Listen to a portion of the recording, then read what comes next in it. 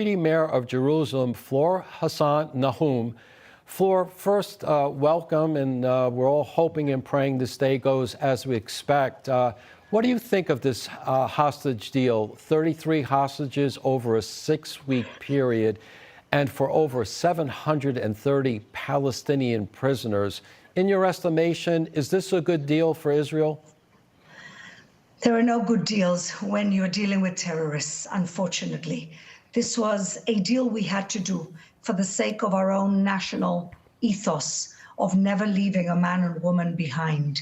Do we want to be releasing terrorists? No, we don't.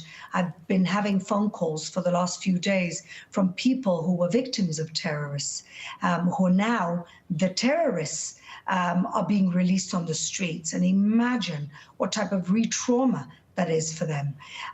Is this a good deal? We need to get all our people home. It is estimated that half to 2/3 of the now 97 hostages in Gaza are alive, and the country has an obligation to bring them home. And we pray that they come home, and we pray that Hamas don't play any more games like they started playing this morning. Is it a good deal? No, it's a Sophie's choice, and I don't think Israel had a choice here. Well, I want to ask about 2 hostages included on this list that weren't part of the October 7th victims list. Hissam al-Said and Avera Mengistu, both men who have been held captive since 2015 and 2014, respectively. Now, what do you think about their inclusion in this deal? Well, thank God, because they were almost forgotten. You know, Avera Mengistu is a boy with who's got mental issues, who crossed the border because, again, he's not somebody who's in control of his own faculties. And the country didn't really do much to bring him home, I have to say the truth.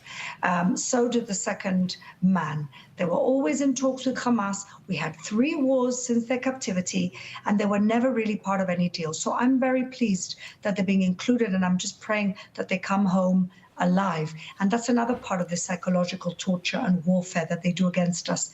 We know some are dead, and they won't tell us who's alive and who's dead.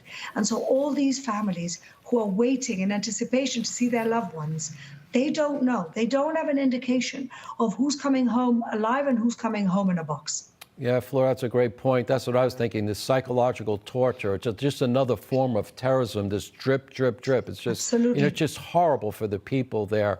Now, the Israeli foreign minister held a news conference shortly after the ceasefire, and it began this morning where he warned there would be no future peace if Hamas stays in power. Take a listen.